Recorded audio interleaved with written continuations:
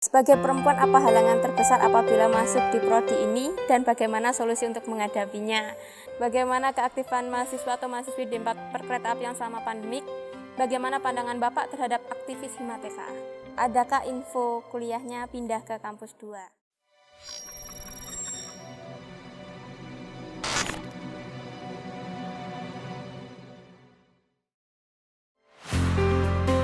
Untuk berikutnya dari Nur Indah _KW. Sebagai perempuan, apa halangan terbesar apabila masuk di prodi ini dan bagaimana solusi untuk menghadapinya? Halangan terbesar, kita kembali ke fitrahnya perempuan aja. Iya. Biasanya fisik. Betul. Biasanya fisik ya, biasanya fisik. Nah, memang di sini nanti akan ada banyak kerja fisik. Jadi, contohnya adalah praktikum proses manufaktur. Itu ada kerja bangku, dan biasanya dikeluhkan adalah fisik. Ini kelemahan seorang wanita. Iya, betul. Ya, tantangannya saya kira hanya itu kok. Oh, ini tantangannya mungkin ini lebih banyak ke dunia teknik, dan selama ini mungkin para mahasiswi ini belum terbiasa dengan keteknikan. Iya, Nah, ini tantangan kedua itu hanya itu. Nah, itu jawabannya gampang. Kalau fisik tadi mungkin latihan lah, Iya. ya latihan. Kalau yang dunia keteknikan ya berarti harus melebarkan wawasan. Bagaimana sih dunia teknik itu yang identik dengan laki-laki, ya kan? Iya, Kayak betul. katanya gitu ya. Ya itu harus disesuaikan. Jadi, tantangan hanya itu aja kok. Sedangkan yang lain nggak ada masalah. Untuk mahasiswi jangan takut, dan untuk calon mahasiswi baru jangan takut juga. Kalian juga bisa sharing bersama mahasiswi yang sudah menjadi mahasiswa di TKA. Mungkin bisa lewat Instagram di 4 perkeretaapian atau komen di bawah. Oke, untuk selanjutnya dari Diahal. Sejauh ini bagaimana menurut Bapak mengenai proses belajar mengajar pada mahasiswa atau mahasiswi di prodi perkeretaapian ini? Mengenai proses belajar mengajarnya. Proses belajar mengajarnya, tantangan kami adalah sarana prasarana. Tantangannya itu. Jadi kan kurikulum sudah pasti, ya kan? Iya. Kemudian kita harus dikejar oleh sarana prasarana. Dan itu tantangan pertama kami. Jadi kita berusaha untuk memenuhi sarana prasarana untuk agar proses belajar mengajar bisa berjalan dengan baik. Nah, itu kalau dari sisi sarana prasarana. Kalau dari sisi mahasiswanya, Iya. bagaimana belajarnya? Gimana ya? Saya menemui ada mahasiswa itu di satu mata kuliah itu excited banget ya, tertarik gitu, Mas. Tapi di satu sisi kemudian ada yang mengeluh pada saya, Pak, kok Pak dosennya itu kok sulit sekali ya, Pak. Iya. Ngajarnya menurut saya terlalu tinggi gimana maksudnya? Nah, itu kalau dari sisi mahasiswa. Nah, memang tuntutannya mahasiswa memang kalau di zaman saat ini, mahasiswa itu memang harus sangat-sangat melek media. Jadi ini untuk proses belajar mengajar mahasiswa ya. Kalau kita lihat dari kurikulum, sebenarnya yang kita pelajari pertama itu adalah fondasi ilmu. Tapi penerapan ilmu, karena kita vokasi, maka ini butuh mahasiswa yang mau memperbesar wawasan. Contoh sekarang kalau dari sisi teknik mesin, ada mata kuliah perencanaan elemen mesin, ada mendesain gear, menghitung poros, buat desain poros. Itu sudah ada semacam prosedurnya, dan sudah bukan baku ya, tapi sudah ada rule of thumb-nya. Yang jadi tantangan pada mahasiswa diploma 4 kereta apian itu menerapkan ke kereta api. Mendesain sebuah porosnya, axle-nya bogi. Nah, ini loh. Ini makanya apakah harus menunggu informasi dari para engineer dari PT Inka?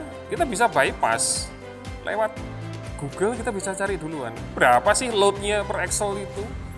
Umumnya berapa sih? Nah, jadi kita sebenarnya juga memaksa mahasiswa itu jadi memperlebar wawasan seperti itu. Jadi jangan hanya megang lab HP terus ternyata main PUBG, menghabiskan kuota main PUBG, Kaum PUBG.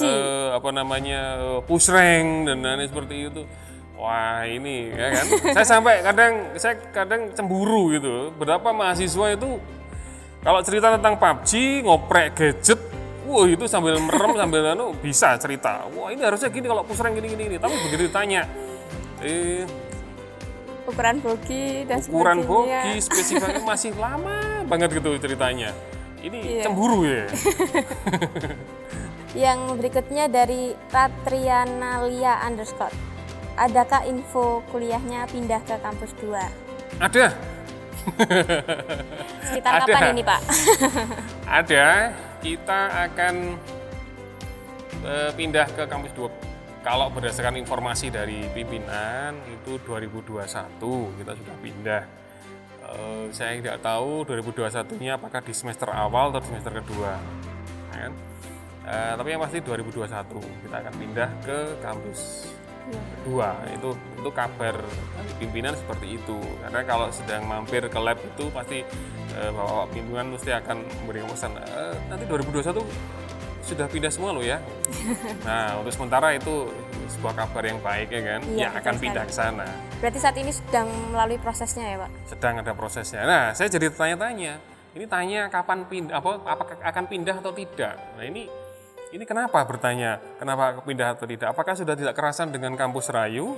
Mungkin lebih excited dengan kampus baru yang mungkin lebih nyaman dan lebih lengkap mungkin dari sarana dan prasarananya mungkin Pak. Oke, untuk berikutnya dari Iqbal Saputra 7. Bagaimana keaktifan mahasiswa atau mahasiswi di 4 perkeretaapian selama pandemik?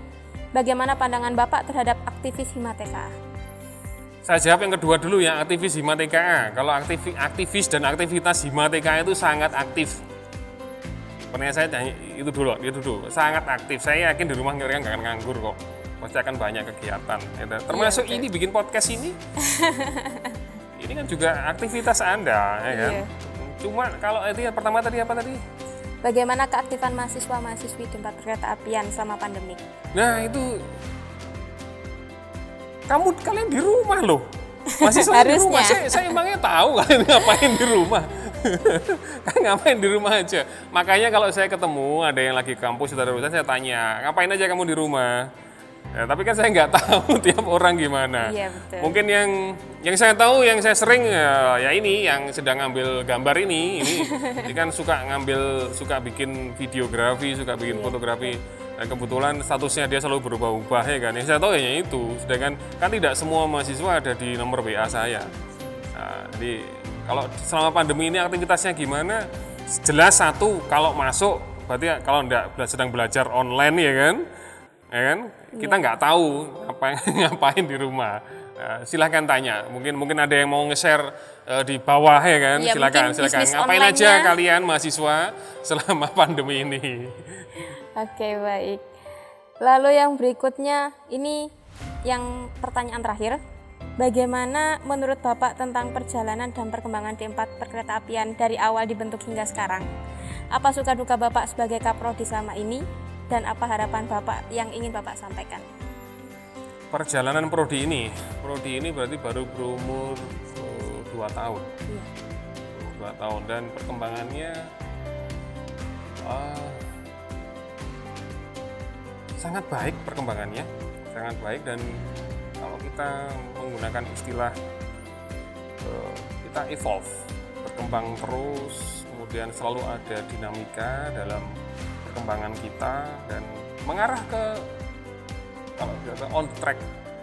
Kita masih berhubungan baik, sangat baik dengan PT Inka, dengan industri yang lain juga kita juga sedang membangun hubungan baik. Nah, dosen-dosen kita juga, kalau dosen itu ada namanya Tridharma, pendidikan tinggi ya. Itu ada mengajar, meneliti, kemudian masyarakat, dan mereka melakukan itu. Jadi masih baik, jadi tidak mengarah ke sesuatu yang tidak baik. Jadi masih tetap, jadi bilang tidak lagi tidak stagnan, tapi naik terus. Itu perkembangannya sampai hari ini. Terus suka duka, wah ini lebih banyak sukanya selama sebelum COVID. Oh, selama sebelum COVID. Berarti apakah banyak dukanya sama COVID, Pak? Iya jelas. Oke. Banyak dukanya setelah COVID ini banyak dukanya. Karena satu, tidak bisa bertemu. Lab mahasiswa, sepi, ya, kan? Aktivitas lab sepi. Yang ada hanya saya, para teknisi di sini yang dan ya alhamdulillah gitu kan COVID datang pada saat itu di bulan Februari sudah mulai naik ya. Anda juga sudah mulai WFH seperti itu. SFH ya, study from home. Oh iya betul. Nah, Anda sudah mulai itu di bulan Februari dan di sini sudah mulai sepi dan kemudian libur. Iya, libur panjang sekali kan? Iya, sampai berbulan-bulan. Nah, ini kan kita jadi kita enggak seakan-akan ada aktivitas sama sekali karena mahasiswa pun tidak boleh ke sini. Nah, itu mungkin duka yang terkini saya kira itu karena kita harus menghadapi pandemi ini. Kalau sukanya banyak, paling suka itu kalau saya sedang ngajar manufaktur gitu ya kan, saya memaksa mereka, yaitu ini kakak Anda ini untuk memaksa mereka untuk memegang gerinda pertama kali, merasakan tangan yang kesemutan saat merasakan tangan yang seperti orang nge-gym gitu, akhirnya kemeng semua di tangan. Juga memaksa para mahasiswi untuk memegang gerinda, mengikir dan lain-lain seperti itu. Sukanya pada saat melihat wajah-wajah yang exciting. Wah, pertama kali megang gerinda. Kamu pertama kali megang gerinda? Iya Pak, ini baru pertama kali bisa megang gerinda. Oh ya udah, yang baik yang benar. Nah, itu suka. Jadi kalau dipikir suka banyak sekali sukanya. Nah, jadi itu suka dukanya. Terus yang terakhir tadi. Harapan yang ingin Bapak sampaikan. Harapan kepada mahasiswa dulu ya.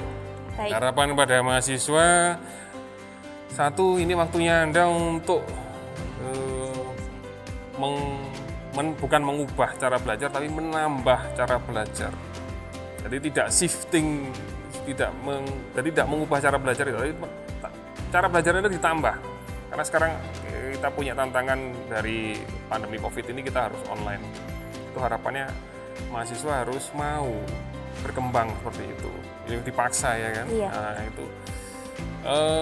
Kemudian itu untuk mahasiswa.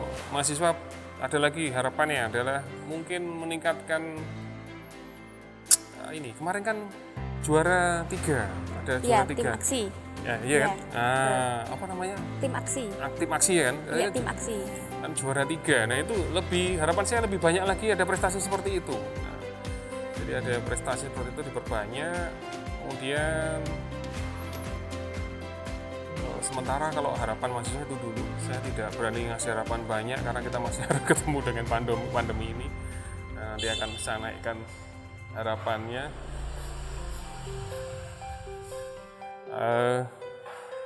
Untuk harapan untuk prodi di diploma 4 kereta api, harapan saya ada banyak sekali harapan saya. Satu yang jelas, sarana prasarana di diploma 4 kereta apian ini bisa segera terpenuhi, itu harapannya itu. Jadi proses belajar kita bisa lebih berkualitas lagi. Ini sudah berkualitas tapi jadi lebih meningkat lagi. Terus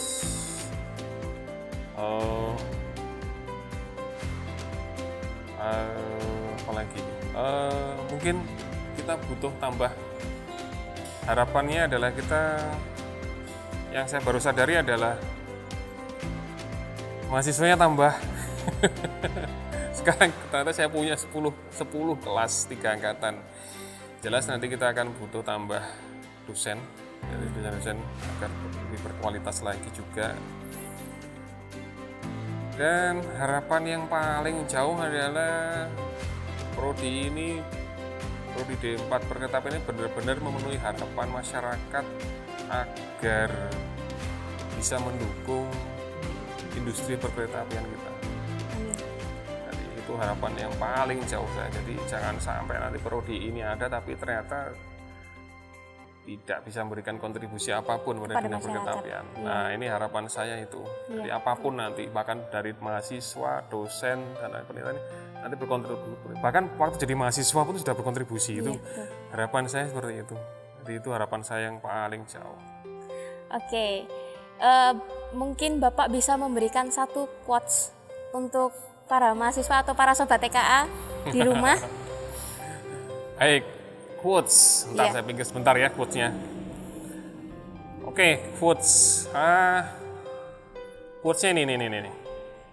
Semoga nanti quotes-nya bisa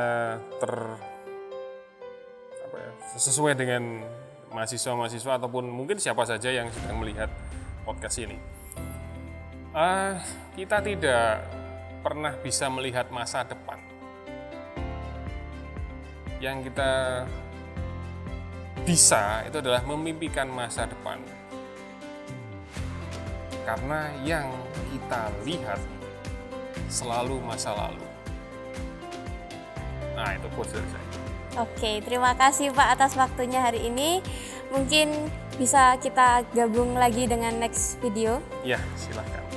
Terima kasih untuk kalian Sobat TKA yang sudah menonton video ini. Mungkin semua yang kita bicarakan hari ini bisa bermanfaat untuk kita semua. Terima kasih. Jangan lupa subscribe, like, komen video ini, dan nyalakan lonceng notification kalian agar kalian selalu tahu informasi terkini tentang Hima TKA. Jangan lupa juga follow Instagram kami di D4perkeretaapian_PNM. Terima kasih. Wassalamualaikum warahmatullahi wabarakatuh. See you. Hai Bang. Report. Hai Bang. Bikinin BTS.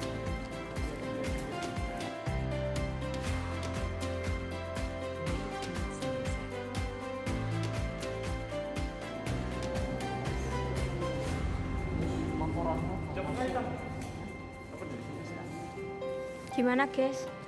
Mantap.